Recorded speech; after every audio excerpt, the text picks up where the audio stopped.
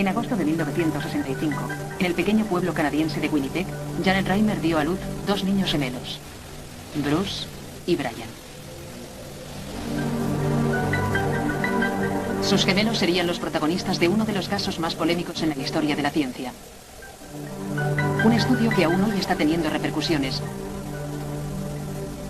Porque cuando tenían 2 años, antes de que dejaran los pañales, Brian era un niño feliz y fuerte, y Bruce se había convertido en una niña a la que llamaron Brenda.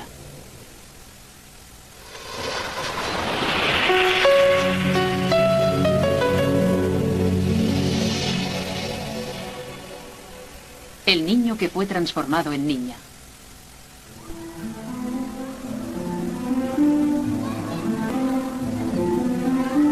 Durante muchos años la ciencia ha creído que era posible convertir a un niño en niña. No solo que tuviera una apariencia femenina, sino que pensara como una niña, sintiese como una niña, que fuera una niña. Convertir el cerebro de un niño en el cerebro de una niña. La idea de poder transformar a un varón genético en una hembra es un credo de nuestra preparación, de nuestra enseñanza dogmática que nosotros aceptamos. Hemos cuestionado otras teorías, pero ninguno de nosotros dudamos de esta. Para hacerlo, la ciencia tendría que modificar el programa de la naturaleza, nuestros genes. La teoría era que, aunque las hormonas y los genes en los cromosomas X e Y nos convierten dentro del útero en varones y hembras, no forman nuestras mentes de forma irrevocable. Los científicos creen que lo que sucede en nuestros cerebros para que pensemos, nos sintamos y nos comportemos como hombres o mujeres, dándonos lo que se llama nuestra identidad sexual, se debe quizás a una fuerza más poderosa que la naturaleza, la educación, nuestra crianza.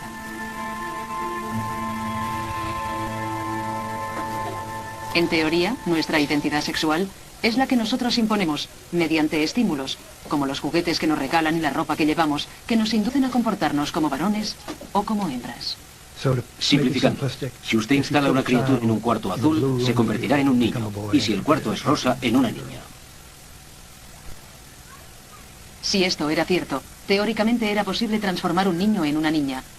Hacer que un niño se sintiera como una niña, que creyera ser una niña. Entre otras cosas, mediante una educación típicamente femenina. Esta teoría terminaría influyendo en el tratamiento de miles de niños. Basándonos en esa teoría, concebimos la esperanza de que este niño podría ser criado como una hembra, aunque había nacido varón.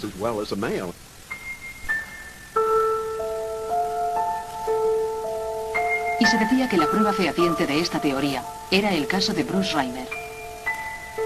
Todo empezó una mañana en el verano de 1965, cuando Janet Reimer vio concedido su más anhelado deseo. Cuando yo era jovencita, soñaba con tener gemelos. Y siempre pensé que nunca tendría la suerte de concebir gemelos, que no tendría esa suerte. Pero tuve gemelos. Janet tuvo 2 niños gemelos idénticos, Bruce y Brian. Estábamos muy contentos y muy orgullosos y les pusimos juntos en la única habitación de nuestro pequeño apartamento. Pero a los 6 meses se produjo un dramático suceso. Bruce y Brian empezaron a tener problemas al orinar. Los médicos aconsejaron realizarles la circuncisión.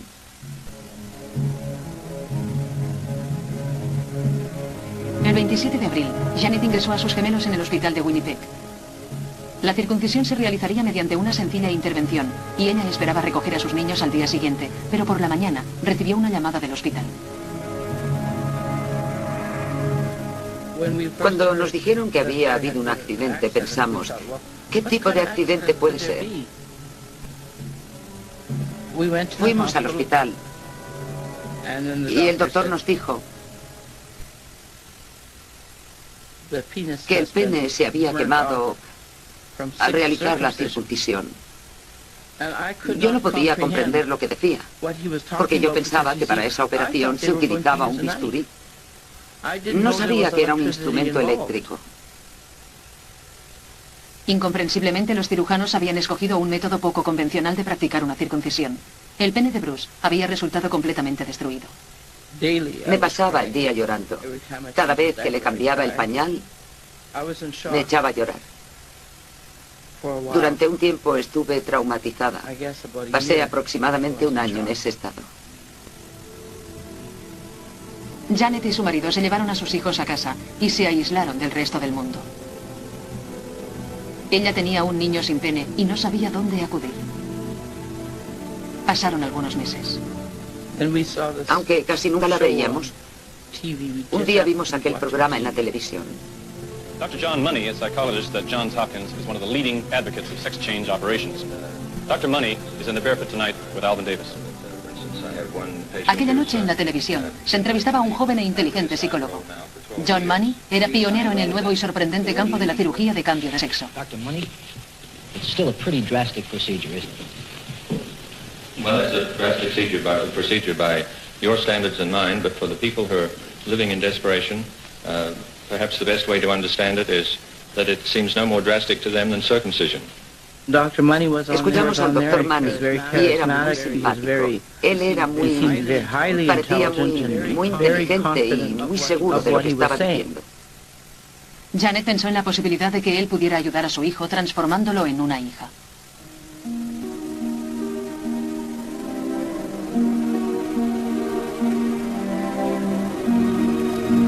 Al cabo de unas semanas, Janet Reimer llevó a su hijo a la prestigiosa Universidad Johns Hopkins de Baltimore, donde John Money dirigía una unidad famosa en todo el mundo. Allí, el equipo de Money le explicó cómo convertir a su pequeño Bruce en una niña, hacerle pensar y actuar como una hembra para el resto de su vida.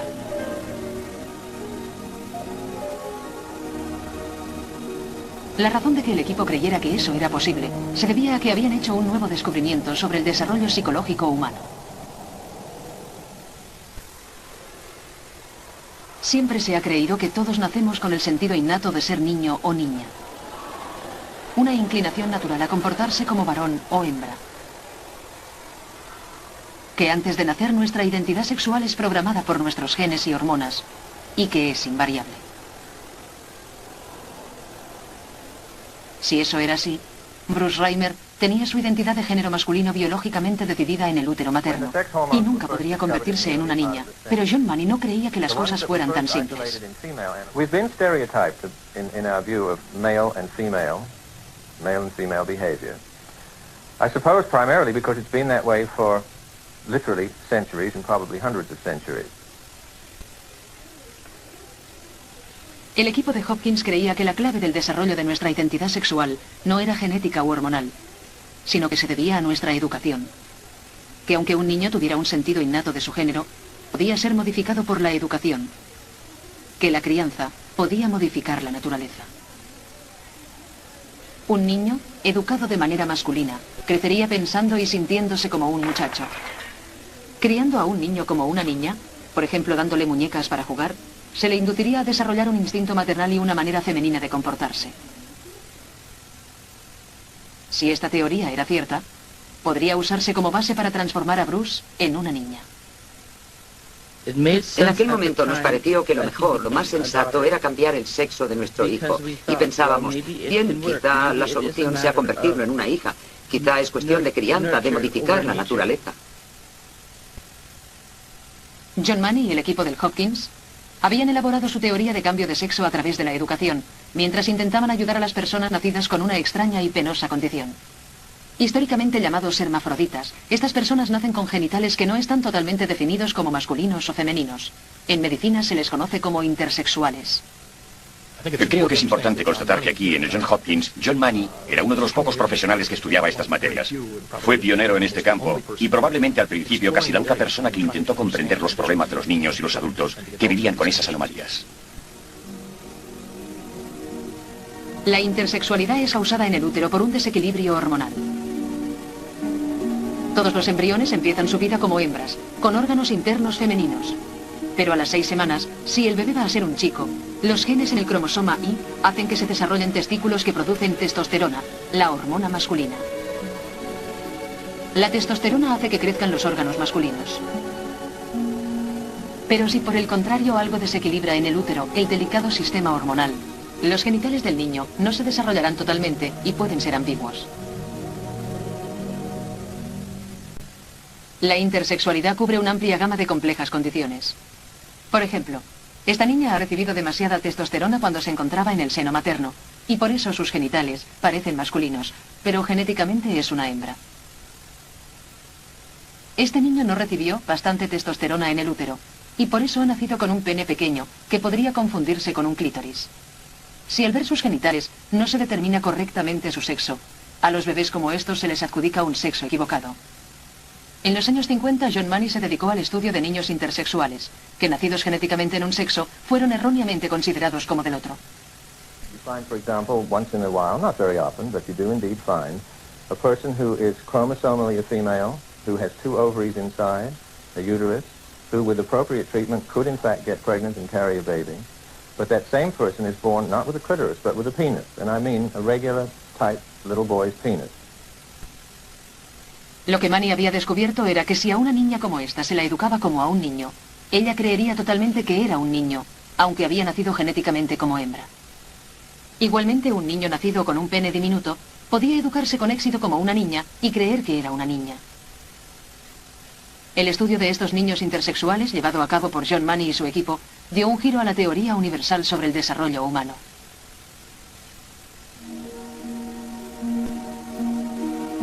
La teoría decía que cuando nacemos no tenemos desarrollado el sentido de la masculinidad o femineidad, y que hasta los 2 años los cerebros de todos los bebés son maleables. Eso significaba que se podía entrenar a cualquier bebé para hacerle sentirse niño o niña, pero solo si se empezaba a una edad muy temprana y se le apoyaba correctamente. Eso significaba que la educación podía modificar cualquier acción que los genes y las hormonas hubieran estado haciendo en el útero para formar nuestra identidad sexual, pero solo hasta los 2 años, y que después ya no existía esa maleabilidad, y la identidad sexual del niño quedaba determinada para siempre. La teoría que se había elaborado en el Hopkins decía que al nacer todos éramos neutros, que ni usted ni yo éramos varones o hembras, y que nuestro entorno determinaría si seríamos chicos o chicas. Esto se conoció como teoría de la neutralidad. Por eso, para quienes sufrían el complejo problema de la intersexualidad, el trabajo de Money abrió una vía a la esperanza. Él advirtió a los médicos que era muy importante escoger el sexo más conveniente y asignárselo al bebé antes de que tuviera 2 años. Esta decisión obligaría muchas veces a recurrir a la cirugía para alterar los genitales de la criatura. Mi condición de cirujano me llevó a tratar con los padres de un niño que era un varón genético, pero que no tenía pene, y me sentí muy bien cuando les dije, tenemos una solución quirúrgica porque tenemos una solución psicológica, y la una apoyará a la otra. Podemos convertir físicamente al niño en una hembra, podemos educar al niño como a una hembra, y esta criatura crecerá y será una niña feliz, una mujer feliz. Eso significó que los niños nacidos con un pequeño pene eran a veces transformados quirúrgicamente en niñas y eran educados como niñas. Eran castrados, y sus genitales externos se convertían quirúrgicamente en los de una hembra.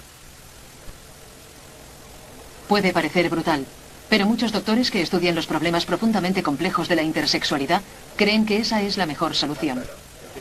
Durante muchos años, miles de niños han sido tratados de esa manera. Hoy, aquí, en el Great Ormond Street Hospital, los niños intersexuales son tratados de forma similar. Este bebé no recibió bastante testosterona en el útero. Es genéticamente un varón, pero nació con un pene atrofiado, testículos subdesarrollados y algunos órganos interiores femeninos. Este niño no ha sido totalmente masculinizado antes del nacimiento. El cirujano Philip Ransley cree que convirtiendo a este niño en una niña tendrá un futuro mejor. Este niño hubiera crecido con un falo sumamente diminuto y habría tenido un falo muy pequeño cuando fuera adulto. La carga psicológica que hubiera tenido que soportar como varón hubiera sido enorme. No ha habido dificultad en este caso, y todos hemos estado de acuerdo en que el sexo apropiado era el de hembra, y se le ha asignado el de hembra. Una vez determinado el género del bebé, el próximo paso es la cirugía, para dar a sus genitales la mayor apariencia posible de características femeninas. Seguramente no será necesaria una nueva intervención, aunque se ayudará a la criatura y a su familia con apoyo médico y psicológico continuado. En la pubertad se le administrarán hormonas femeninas para desarrollar la apariencia externa de una mujer. Con esta intervención, este niño no sufrirá por la apariencia externa, extremadamente anormal de sus genitales. Y por consiguiente, no padecerá problemas psicológicos en la madurez. Nuestra meta es conseguir que este niño tenga una vida feliz como hembra.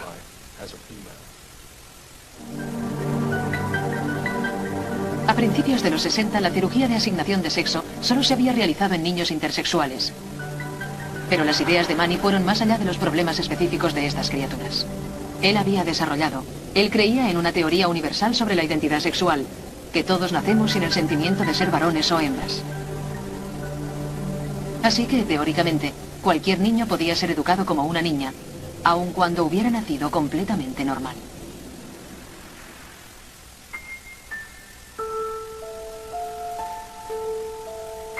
Entonces, en 1967, John Mani empezó a tratar al bebé Bruce Reimer. Bruce no era intersexual.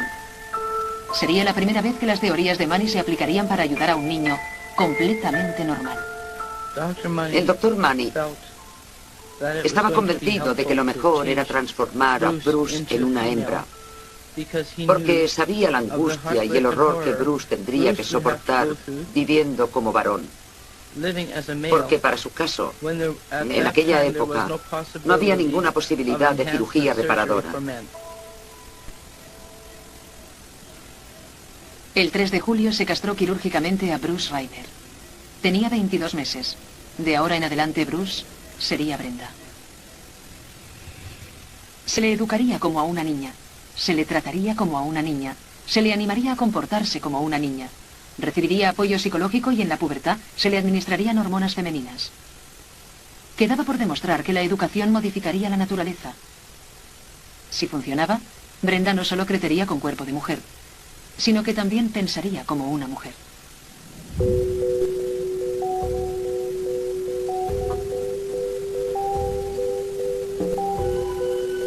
Mientras, otro científico había estado elaborando una teoría que contradecía el trabajo de John Mani. Si tenía razón, Brenda tenía ante sí un grave problema. Mi reacción inmediata a esa tesis fue que era simplista. Pensé que los humanos éramos mucho más complejos que un simple producto de la educación. Milton Diamond es biólogo. Él cree que los humanos nacen con el mismo instinto que los animales, que les hace actuar como varones o hembras. Yo no veía ninguna razón por la que los humanos tuviéramos que ser diferentes. Nosotros estamos influenciados por nuestra sociedad. La educación influye mucho en nuestro comportamiento. Pero nuestras inclinaciones básicas, nuestro sistema básico, las predisposiciones que tenemos, nos vienen dados por la biología. Diamond se había obsesionado con la idea de que la hormona testosterona era la clave, no solo de nuestro físico, sino también de nuestra identidad sexual, lo que nos hace sentir como hombres o mujeres.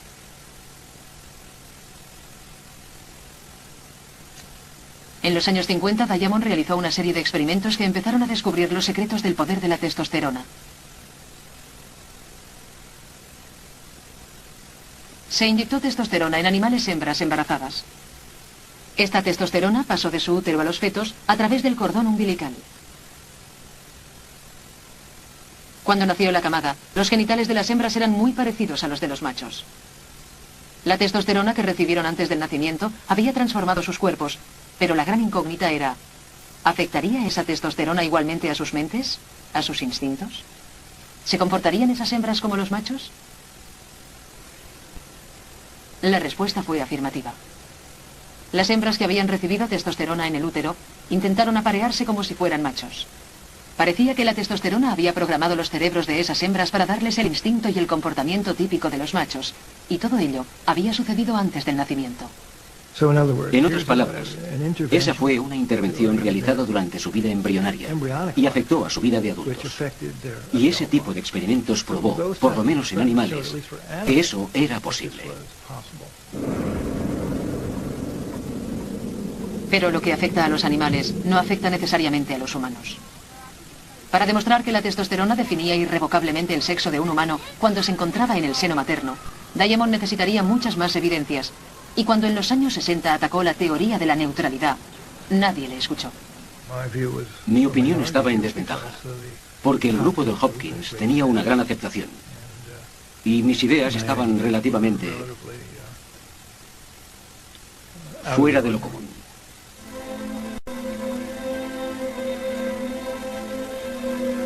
Mientras, John Mani supervisaba muy de cerca el progreso de los gemelos. Veía que Brenda estaba creciendo como niña y había adoptado la identidad sexual de una hembra. En 1972, Money creyó que ya tenía bastantes evidencias para anunciar a la comunidad médica que había modificado con éxito la identidad sexual de una criatura, nacida varón, absolutamente normal. El caso se publicó en libros de texto, fue discutido en conferencias, incluso se publicó un artículo en la revista Time. Fue una conmoción en la comunidad científica internacional. Parecía la prueba definitiva de que John Money tenía razón, que todos nosotros tenemos una identidad sexual no definida antes del nacimiento y que aprendemos a sentirnos como hombres o mujeres. Cualquier influencia genética podía ser modificada por la educación. Era la prueba definitiva de veracidad de la hipótesis de John Money, que todas las influencias en la vida prenatal, cromosomas, hormonas, desarrollo de las gónadas, podían ser modificadas por la socialización. Yo creo que se basó en la evidencia de que los niños son una página en blanco, que los recién nacidos son una página en blanco, y que podíamos imponerle una identidad sexual a un recién nacido.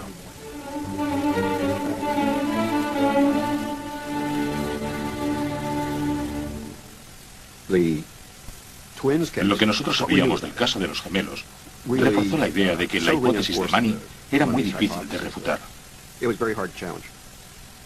Si las teorías de John Money habían dado resultado en un caso tan extremo como el de Brenda, cualquier duda que tuviera la clase médica sobre los casos de intersexuales desapareció. Teníamos ante nosotros un caso inequívoco, un varón ambiguo, que había sido transformado en una auténtica hembra. Eso tuvo una significante repercusión en el tratamiento clínico de la época. Era como si todos dijésemos, vaya, es verdad, nosotros podemos hacerlo también.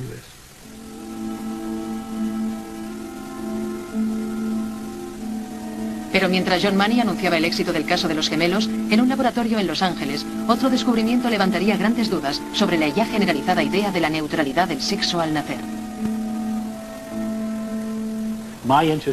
Mi investigación se hacía sobre ratas, para ver qué pasaba con las ratas, una especie que nosotros podemos manipular, que podemos entender.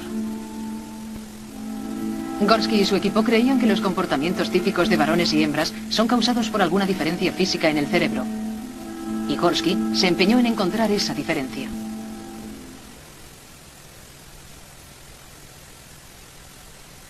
El equipo estudiaba minuciosamente los cerebros de ratas machos y hembras.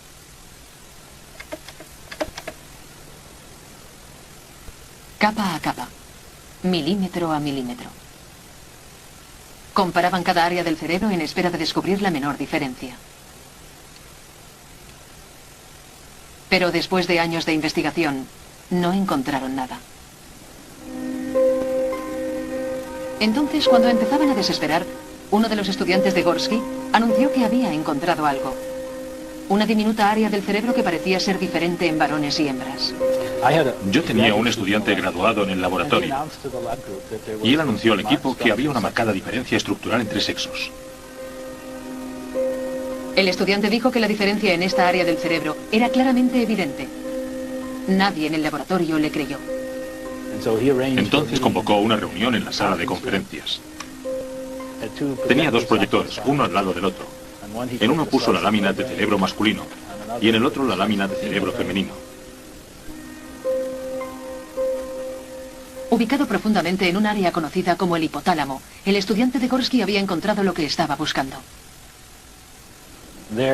Era una importante diferencia que se nos había escapado a todos. El cerebro masculino a la izquierda tenía un área 2 veces mayor que el cerebro femenino a la derecha. Ninguno de nosotros lo creía, hasta que lo vimos y ya no nos quedó ninguna duda. Esta es la zona que ellos encontraron en el cerebro de una rata macho. La llamaron núcleo sexual dimórfico, o NSD. Y aquí está la misma zona, correspondiente a una rata hembra. Nadie sabía la función de esta parte del cerebro, pero fue la primera prueba de que había una diferencia entre los cerebros de las ratas macho y hembra.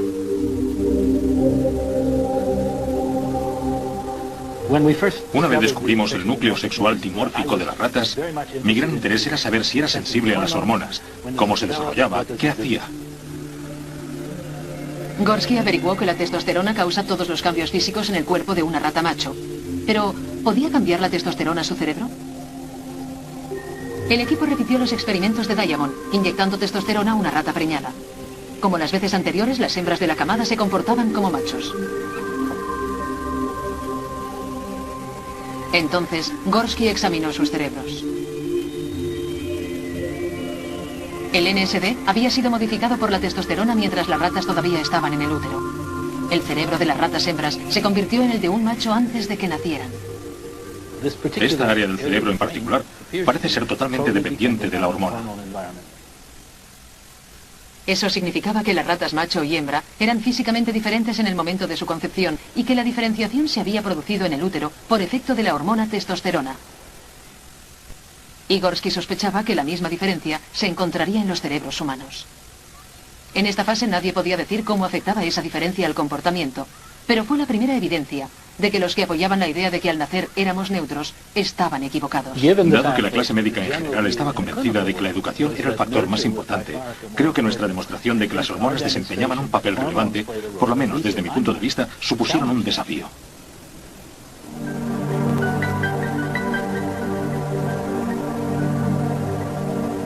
En Winnipeg, Brenda crecía lejos de las miradas del mundo. Ella seguía sus estudios en la escuela. John Money había escrito otro libro que describía el caso de los gemelos como prueba de su teoría sobre la identidad sexual. Pero al margen de los libros de texto, la familia vivía la realidad de la situación. Educar a Brenda no resultaba fácil.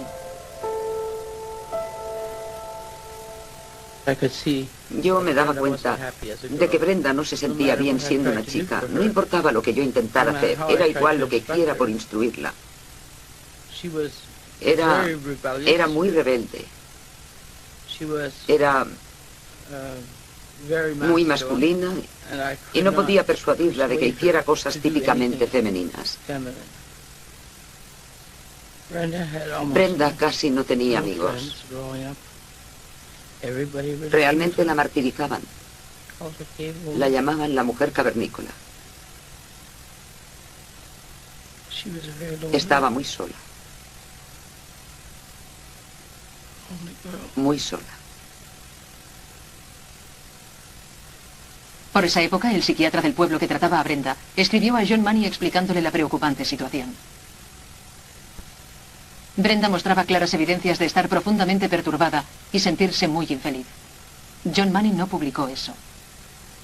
Cuando Brenda cumplió 13 años, la familia de Brenda Reimer decidió dejar de ver a Money. Desde aquel momento no se oyó hablar de ella durante 15 años. Mientras, la comunidad científica continuó creyendo que el caso era un éxito, la prueba dramática de que se podía cambiar la identidad sexual de un niño absolutamente normal.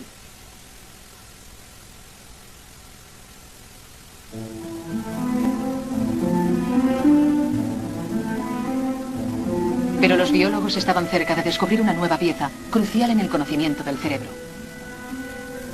Aunque se habían encontrado diferencias entre los cerebros de ratas machos y hembras, los científicos todavía no habían encontrado esas diferencias en el cerebro humano. Pero un equipo de Ámsterdam las había localizado. Nos llevó algún tiempo encontrar el punto de la rata de Gorski en el cerebro humano, porque en primer lugar necesitábamos el material adecuado. El material post-mortem de seres humanos sin daños cerebrales es muy difícil de conseguir. Tardaron 5 años en conseguir los suficientes cerebros humanos para poder iniciar su investigación. Entonces empezaron los exhaustivos trabajos. Se hizo igual que con las ratas. Se examinaron meticulosamente láminas y láminas de cerebros humanos masculinos y se compararon a idénticas láminas de cerebros femeninos.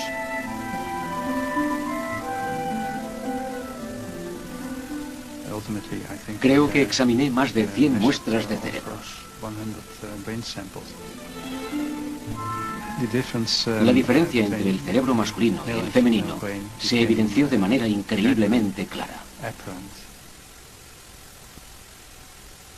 Finalmente habían encontrado el núcleo sexual dimórfico en cerebros humanos. En el cerebro masculino, a la izquierda, el NSD es el doble de grande que el del cerebro femenino, a la derecha. Durante los años siguientes, se encontraron 4 tipos más de NSD, diferentes en varones y hembras, que fueron comparados. ¿Era ahí donde se determinaba nuestro sexo? ¿Esa era la parte del cerebro que nos hace sentir hombres o mujeres? Para responder a esa pregunta, el equipo de Ámsterdam tuvo que buscar un grupo especial de individuos. Emma Martin es un transexual. Físicamente ella había nacido como un varón normal, pero toda su vida se había sentido mujer. Cuando yo tenía 4 años, sucedió algo que supongo fue el punto de partida. Fue cuando me di cuenta de que yo era diferente a otras personas.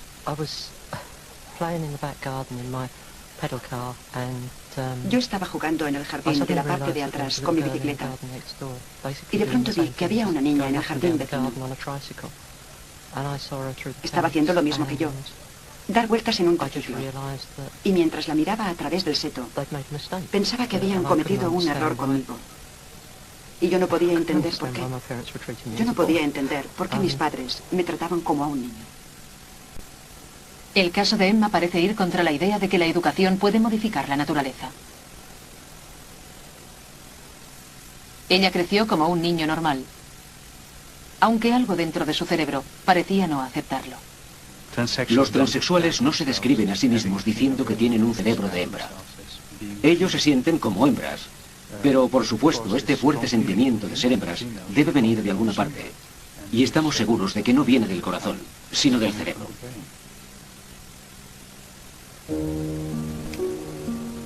En los años 90, el equipo del profesor Schwab empezó el primer estudio de cerebros transexuales para ver si había alguna razón física para la inusual identidad de los transexuales. Schwab estaba convencido de que la respuesta debía estar en el núcleo sexual dimórfico. Si pudiera demostrarlo, sería la primera evidencia de que la identidad sexual estaba unida a una parte específica del cerebro. Después de años de exhaustivas investigaciones, encontró una nueva clave en el NSD. La imagen de la izquierda muestra el NSD propio de un cerebro masculino normal. La imagen de la derecha muestra el NSD de un varón transexual como Emma. Es del mismo tamaño que el de una mujer. Los 11 cerebros masculinos de transexuales que Schwab estudió demostraron tener el NSD del tamaño correspondiente a los de las mujeres. Para Schwab, estaba claro que eso no podía ser una coincidencia y que el NSD debía ser importante en la definición de nuestra identidad sexual. Otros estudios preliminares sugieren que esta diferencia en el cerebro entre hombres y mujeres se produce antes del nacimiento y en ese caso, nuestra identidad sexual se establece ya en el útero y no puede ser modificada por la educación. Si observamos detenidamente los datos, queda claro que no nacemos neutros, que nuestra diferencia sexual está presente desde el principio del desarrollo embrionario.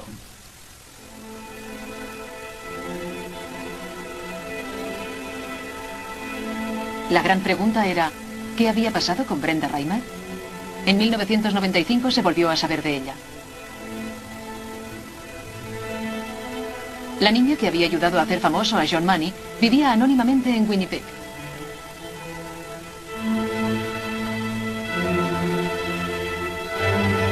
Y había llegado el momento de que su caso se hiciera público. No me gustaba vivir como una chica. No me gustaba ser una chica. Brenda Reimer, el niño que había sido transformado en niña, estaba viviendo como hombre. Yo solo llevaba vestidos en algunas ocasiones y nunca jugaba con las chicas. Rompía las muñecas o cualquier cosa que me regalaban por mi cumpleaños o en Navidad y las dejaba en un rincón, llenándose de polvo. Jugaba con los juguetes de mi hermano. No me gustaba compartirlos, pero lo hacía así o no tenía nada. David había vivido casi 14 años como Brenda y durante ese tiempo se había sentido muy desgraciado. Al principio creía que habíamos hecho lo correcto y parecía que todo iba bien. El doctor Money decía que todo iría bien y lo creímos. Él también lo creía. Pero cuando Brenda llegó a la adolescencia, su vida se volvió difícil y se convirtió literalmente en una reclusa. Me sentía muy solo. Me maquillaba, pero me veía como un payaso. No puedo imaginar lo que siente un chico maquillándose. Después de intentarlo durante algún tiempo, lo dejé. No le encontraba sentido. No me gustaba, y aunque me esforzaba, nunca me sentía a gusto. No hay forma de saber si eres un chico o una chica, porque nadie te lo dice. Nadie se levanta por la mañana diciéndose a sí mismo, soy un chico, porque ya lo sabes. Está en ti, lo sabes. Está en tus genes, en tu cerebro, dentro de ti. Nadie tiene que decirte que lo eres. Cuando Brenda cumplió 14 años, después de sentirse infeliz durante mucho tiempo, sus padres le revelaron su verdadero sexo. Al cabo de unos meses, Brenda decidió convertirse en David.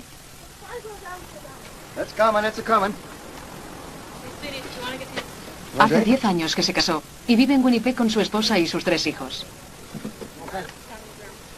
Se le reconstruyó el pene mediante cirugía reparadora.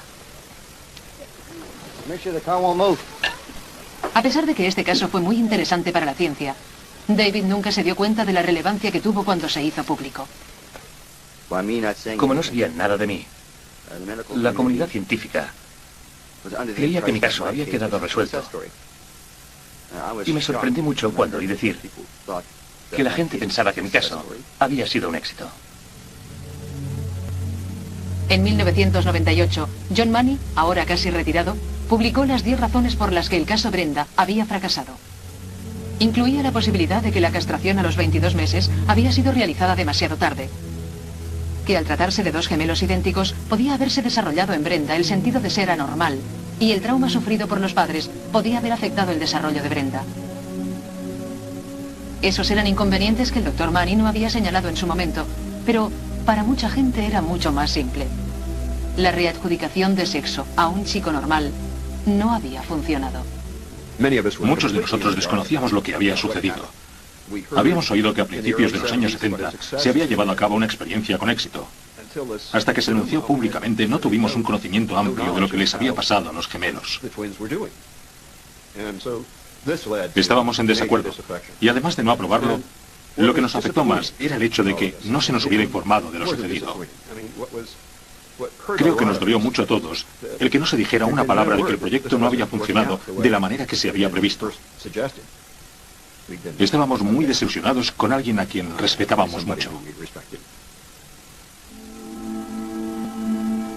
El fracaso del caso más dramático de cambio de sexo levantó controversias que afectaron al campo de la intersexualidad. Desde el momento en que se conoció el caso de David, algunos pacientes y doctores empezaron a cuestionar la aplicación de la cirugía en los intersexuales. Yo quiero advertir a los padres que tienen hijos intersexuales que la cirugía supone un gran riesgo, porque si se adjudica un sexo equivocado y más tarde se constata el error, esos niños tendrán que ser operados de nuevo para restablecer sus genitales. Pero muchos cirujanos y psicólogos creen que el caso de David no tiene nada que ver con la intersexualidad. Porque él nació como un niño normal, no como los niños que sufren un desequilibrio hormonal en el útero materno, y por esa causa sus cerebros se han visto afectados. Algunas de las personas que tratan los complejos problemas de la intersexualidad todavía están convencidos de la validez de la teoría de John Money. De hecho, las pautas de tratamiento a los intersexuales se han continuado aplicando de la misma forma desde 1960 y no se han alterado por el resultado del caso de David. Muchos experimentados cirujanos siguen creyendo que los niños intersexuales se benefician de la reasignación de sexo.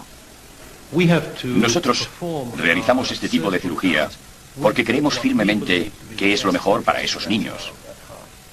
Y si no estuviésemos plenamente convencidos, no realizaríamos ese tipo de intervenciones.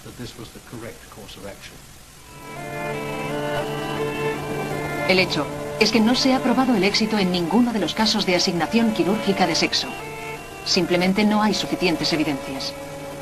En los últimos 40 años, a causa de la sensibilidad de los pacientes y la complejidad del seguimiento, no se han estudiado suficientemente y no se pueden juzgar los resultados y sus repercusiones en los intersexuales.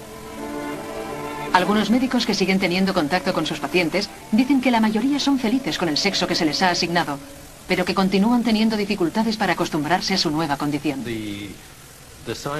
Los datos de los científicos, los datos que nos gustaría tener para poder tomar decisiones correctas, no existen.